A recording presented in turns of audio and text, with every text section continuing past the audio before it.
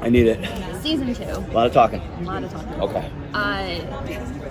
I think a lot of season 1 spent a great deal of time putting these characters in a position of opening their world. More people are finding out about who these siblings are, what their powers are. They're letting more people in. In season 2, will the journey turn more inwards into how these characters have changed by people either knowing? I know you have gone through a physical healing and are now like in a place of exploring yourself more emotionally. Just how that plays into what the journey is going to be like for these characters in season 2. Definitely, because in season 1, right, a lot of it is people not knowing who we are. Now a lot of our closest people in our circle know, right? And so we're not necessarily hiding that. So we're more open to talking about it. So you do find information out that these characters have been holding on themselves, for a long time. And also, it's cool to hear them talk through it and not have to hide it and keep it so close to the sleeve. But with the traumatic incident that happened at the end of last season, that's like the time where I feel like everybody pushes everyone away instead of looking within, because you just want to shut down those feelings sometimes. But in order to get out of that, we do look within, and we've looked within on my character specifically. I mean, I can speak for everyone's character. I've seen the scripts obviously and where their arcs are going, their journeys.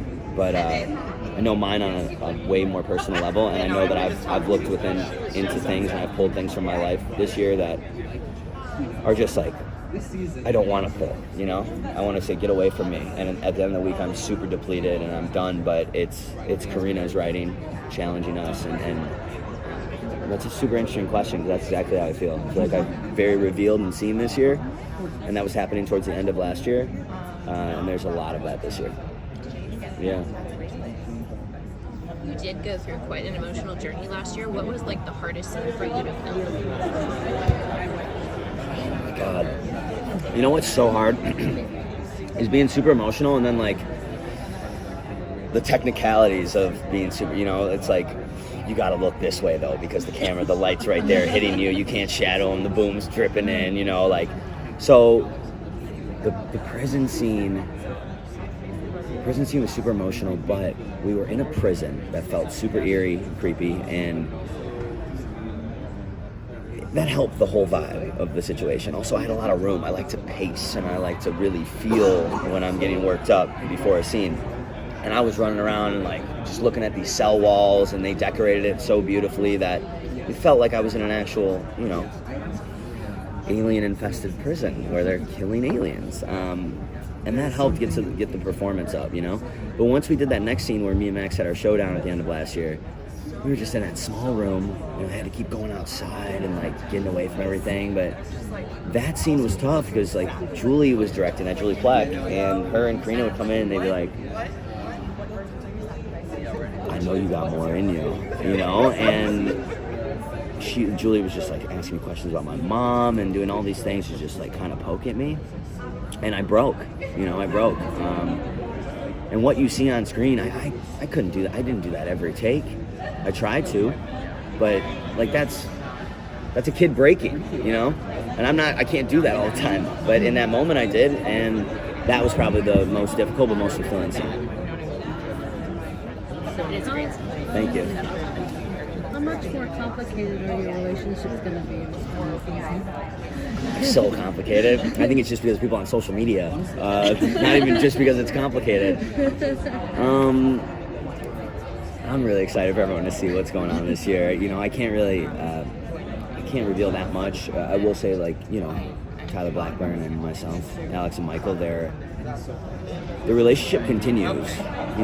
Might be in a different context, but that sexual tension doesn't go away.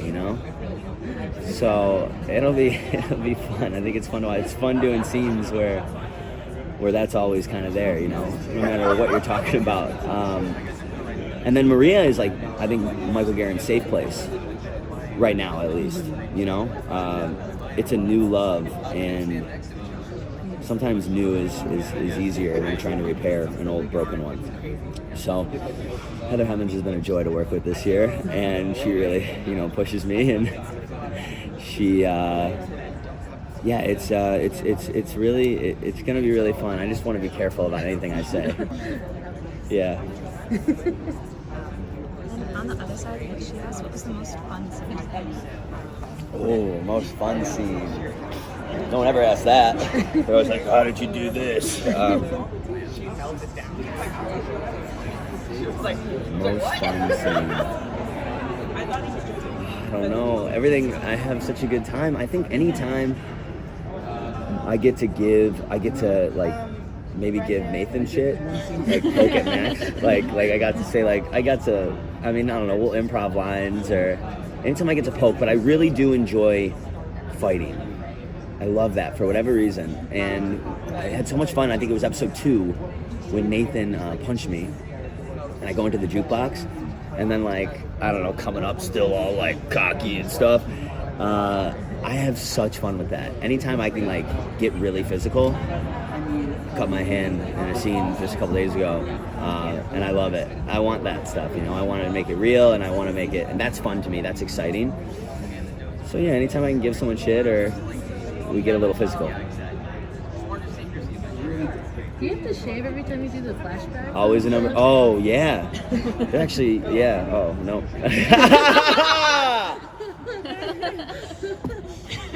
Cut it. Anyway, No, powers. no, we do have to. They made me shave my chest last year. I never shaved my chest in my life. I didn't think it was gonna grow back. I really didn't think it was gonna grow back. And I prayed, and it grew back, even more full. Couldn't believe it. You've been embraced by fans, like you're a fan favorite. So I promised I would ask about your merchandise and your newsletter. Oh, that's so cool. It's Malik's. This artist Soli Ali. I saw it on Instagram and I reached out to her and she let me use it for a T-shirt. But pertaining this one, this says "Boys will be boys" because I think that's such like a BS saying, and it's such like a slap on the wrist for male masculinity. And you know, everybody who's reached out to me on Instagram or social media have talked about how the show has opened them up and let them be themselves. So I'm trying to pertain this instead of like a slap on the wrist to love and homosexuality and bisexuality and that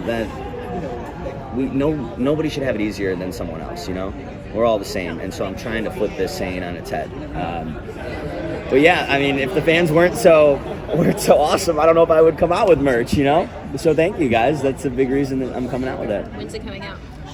It's supposed to come out in a couple weeks. I think it will. I don't want to set down a deadline because I might get in there deep.